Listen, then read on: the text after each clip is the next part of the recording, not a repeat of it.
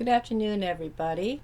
Welcome to my loft on this February 19th, 2023. I'm coming to do a short video for Family Day tomorrow, which is happening just in Ontario. When I did my last video, I forgot all about Family Day, and so I thought, well, when I realized Family Day was happening tomorrow, I decided that I would plan to do a short video today so that I can have it up, load it up, and have it ready for the actual Family Day happening tomorrow. For those of you who don't know what Family Day is here in Ontario, many years ago, I can't recall exactly the actual date, but quite a few years ago, the premier of our province at that time, Dalton McGuinty, had decided that there should be a day added of which apparently is supposed to be for families, for your own leisure, like whatever you want to do, and to have time with your family and kind of make up that break that happens between New Year's and Easter, really. You can't very well say St. Patrick's Day because even though St. Patrick's Day comes on March 17th, it's not a statutory holiday in anywhere in Canada, and so it's nice to have that extra day, for yourself and your family to do whatever it is that you might like to do. And as I said, that Family Day is just a statutory holiday here in Ontario, Canada. It isn't anywhere else. Not that I'm aware of if any other provinces have a Family Day somewhere like the same time as we do, or any time for that matter, but I know Ontario does. And so for all you out there who are Ontarians, I hope that you enjoy your Family Day and that you have a really nice time with your family, and hopefully you'll be able to spend it with your family, because there's so many people that live so far apart from each other. I'm very, very blessed in that respect that my own family is right here in St. Catharines, and we get to spend a lot of time together, and that's wonderful for me, especially because I get to see my little great grandsons, who are growing like weeds. My oldest is Patrick, and he is coming 7 years old on May the 28th, and my middle one, Harrison, whom I always refer to as Ginger Snap, he is coming 3 years old this coming October. So right now he's 2. He's closer to 2 than he is to 3. And the youngest, Carter Thomas, that I always refer to as Carter T, just turned 10 months. He will be 1 year old on April 17th. And it's just incredible how fast the time is going. I look at my grandchildren and can't believe that they are the ages they are. My eldest, Carson, she's coming 29 on June the 9th, and my grandson Rick will be 28 on July 27th, or excuse me, on July 20th. I'm thinking of his mother, Corinne, my daughter-in-law. Her birthday is July 27th. And my next granddaughter, Elizabeth, or Beth, will be coming 26 on let me see here, April 29th. And my youngest granddaughter, Sarah, just turned 13 yesterday. And so she's an official teenager now. So it's like, like let the games begin. I can tend to feel for her mother and dad for about the next 6 years. It ought to be fun. But, and she is the typical teenager.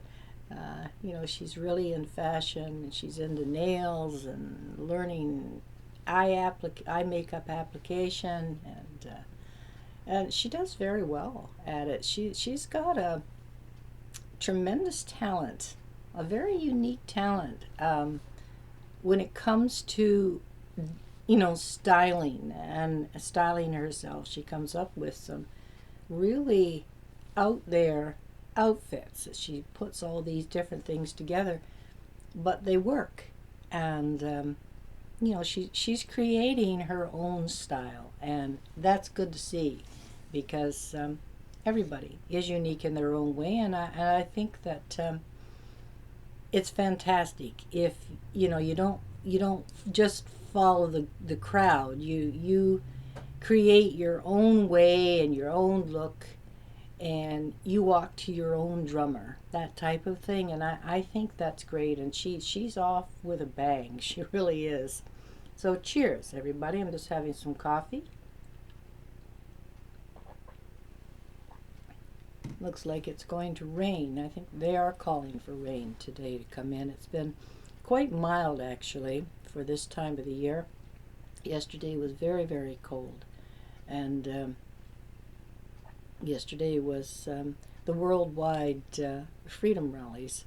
And here in Canada, they happened in Ottawa, Toronto, and Calgary. And Toronto's was massive in size, and it's good to see that. Good to see the numbers growing, because it is just so very important. And so it was really great to see the number of people. I wasn't there in person. I watched it on live streams on the internet and shared it around. And I would have loved to have been there, but I can't take the intense cold any longer. And when you got to stand around, especially on cement and, or rock hard grass, you may as well say cement, it bothers my legs, and to have to do that for quite a few hours on end at a time, I can't manage that anymore, and I am not ashamed to admit that. I mean, as you grow older, everybody is different, of course, but everybody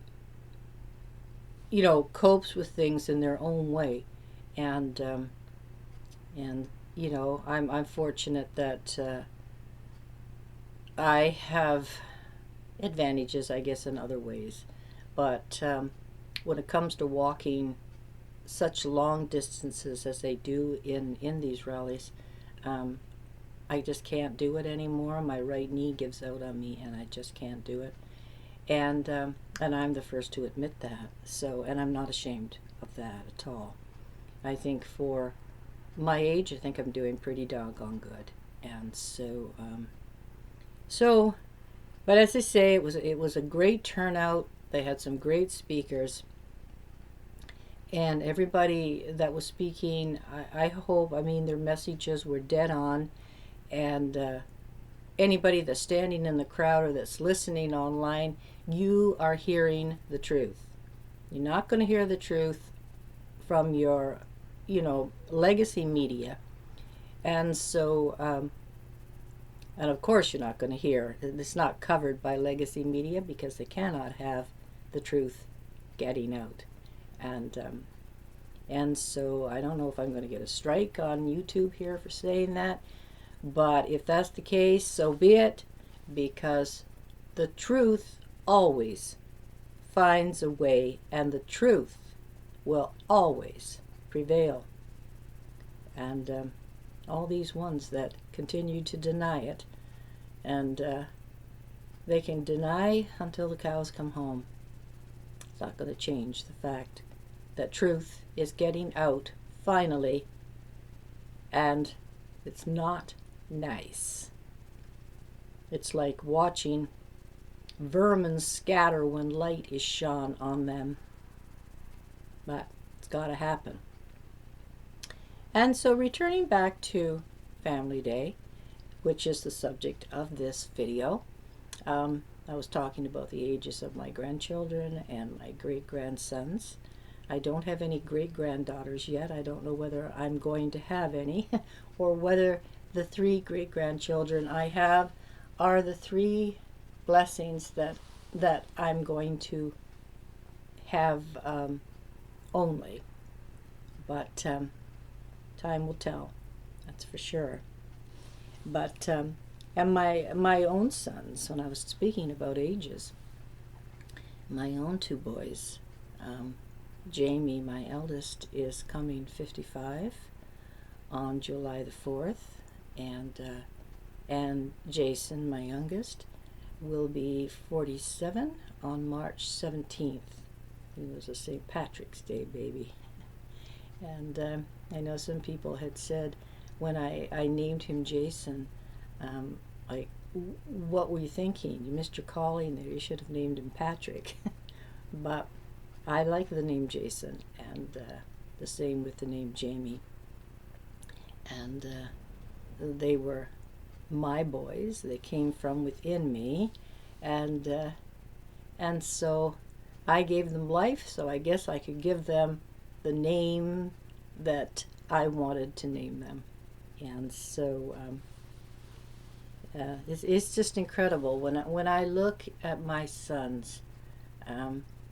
I mean, I can still see them as tiny little boys. In fact, at times I can still see them as infants.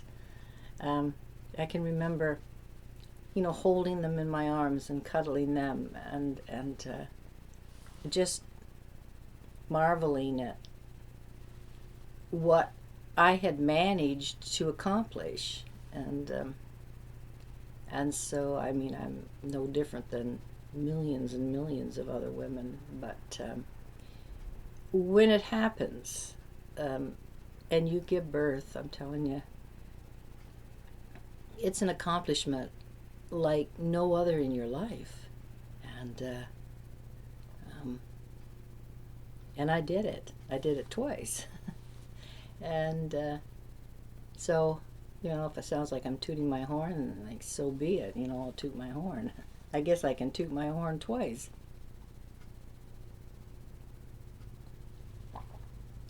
But they are the joys of my life.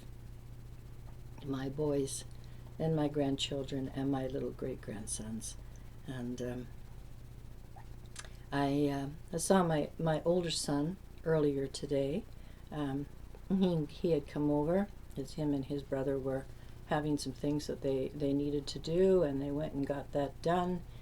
And but tomorrow I'm planning to go over to Jamie's and spend a little bit of time with him and Catharines, and hopefully see Ricky. And I don't know about Patrick, because he's not there on the weekends. He is with his mother, and Rick and his the mother of Patrick are not together, and so Patrick goes back and forth. He comes home on Sunday nights, and he's with his dad all week until Friday, and then he goes with his mother for the weekend. Once in a great while, Ricky has him, but the majority of the time he is with his mom. And so and of course I see Jason pretty much every day. Not every day, but pretty much every day, because Jason and I own the house and property together, and I live up here in the loft, and Jason and his family live downstairs on the main floor, and we share the kitchen, and works out just fine. They have their privacy and I have my privacy, and that's what is most important. And so let me see, what else can I talk about? Sometimes it's difficult when you're doing a video that like it's live naturally at the time you're doing it. It's not actually live when you on the other side of the screen are watching it, but it's definitely live while I'm doing it. You can't really call this a live stream because it's recorded, of course. And live streams, when you see a live stream, that is happening right at the time you're watching it. And I'm not exactly sure just how to do a live stream. Um, I have done, there again, like a live on Facebook, um, but I don't think it's live. It's not happening at the time when somebody's watching it. It's been recorded. So there again, I guess I can't say that I've done a live. And I must figure out how to do that. Um, I've learned a lot about computers. There's always something new to learn, and I'm far, far from a computer geek.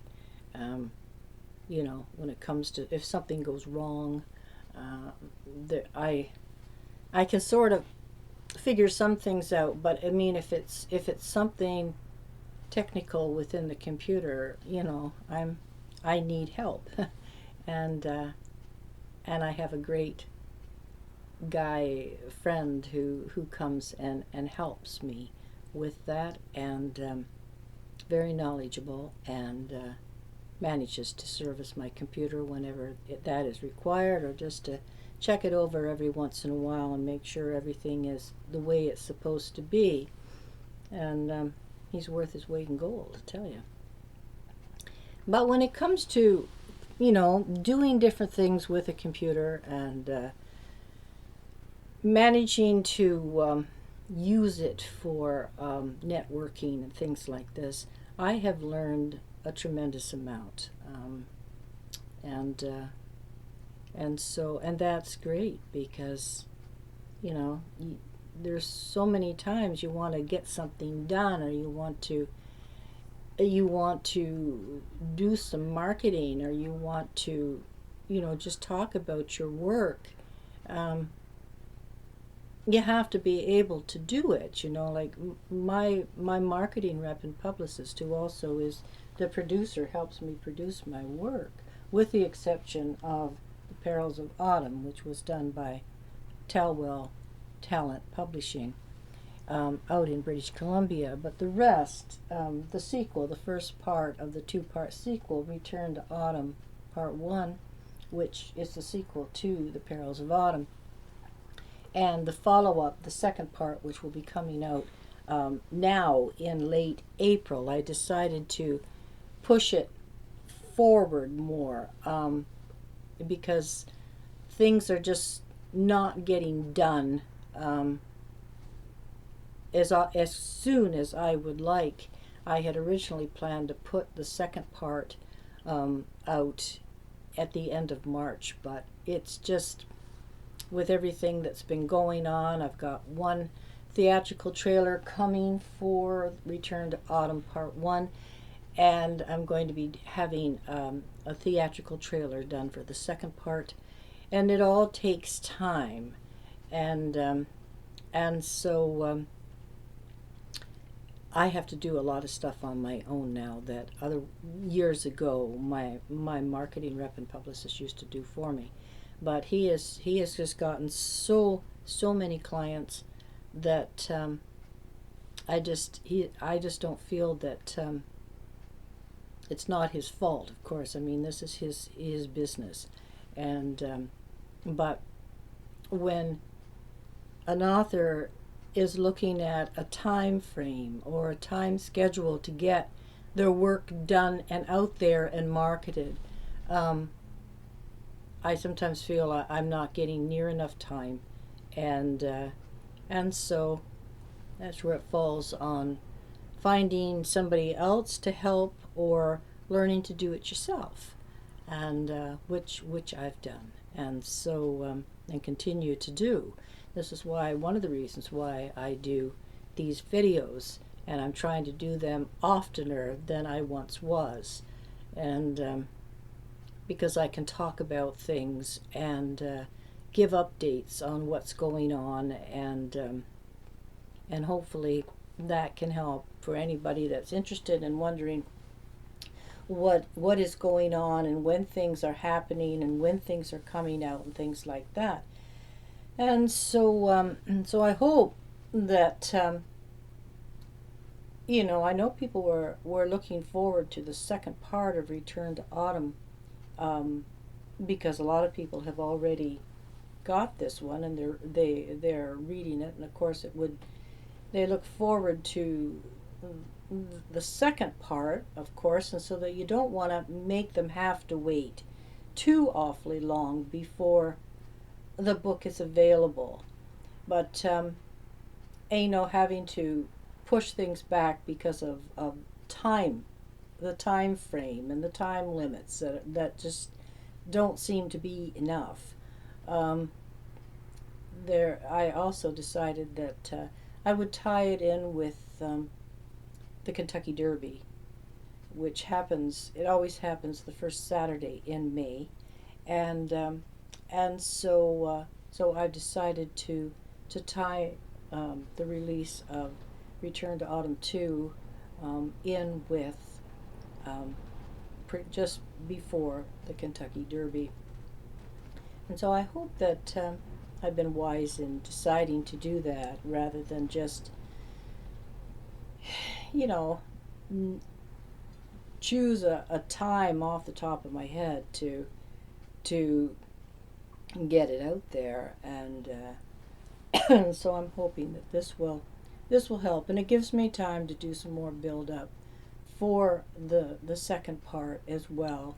This is part of the reason. I should have had the official trailer for the first part of the sequel out already, but of course that didn't happen, and so hopefully I can get the trailer out for the second part a bit of time ahead before that book comes out. Rule of thumb in marketing is if you are having a new title come out, you're usually doing marketing, you're doing promotion for it a year in advance. And but that didn't happen this time, and so I do the best that I can, and I'll keep you posted and updated. And do check my official website, rusty-blackwood.com, as well as my assorted media sites that are listed on my website that you can check out. And most of the time I'm doing most of my updates and things on my Rusty Blackwood Facebook and Rusty Blackwood Twitter, as well as Instagram. And so check them out, and oftentimes if I've got news to share and things like that, I'm putting it on there in the schedule of what is happening with different titles. Return to Autumn 1 right now is on its second internet book tour, and it is just retracing the steps of the sites that it appeared on its first time around, and I will be doing that periodically again with it, as well as the Perils of Autumn and previous Willow's Walk and Passion's Revelations. And so I'm almost to the 30-minute mark, and as I've said many times, I like to try to keep my videos around the 30-minute mark, because it just, otherwise it takes too long to upload them, and oftentimes it's long for people to sit listening. I admire these people that can hold an audience for an hour or 2 hours at a time. I think that's fantastic, especially depends on what, of course, you're talking about. But, and I don't know that this video is going to be of that much interest to people that definitely don't celebrate Family Day or don't even begin to know what Family Day is. So I hope that you found that out, and it's some information that you might find amusing. And so I will be back for my St. Patrick's Day video, And if not before, if I decide I'm going to talk about something or I've got some news to share, then I will be back to do that, of course. So I hope that you have a great Family Day tomorrow for those of you celebrating it. God's blessings to each of you out there watching this. Please like this video below. Please comment if you would. Nobody ever says a word. I would love to have some feedback. And please subscribe to my channel here and help me grow my numbers. And so until I see you again, take care for now, and I'll talk to you again soon. Bye for now. Bye-bye.